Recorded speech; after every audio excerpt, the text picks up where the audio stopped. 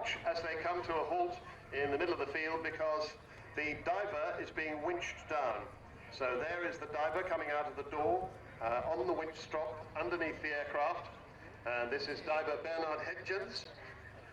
So they've hauled the winch strop in now, and they'll move to a different bit of the airfield to drop Anne off.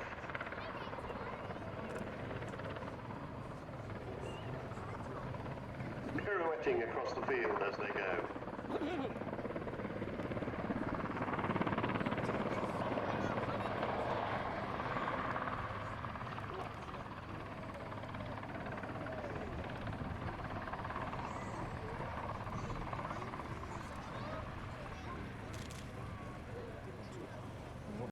A 360 degree closed circuit.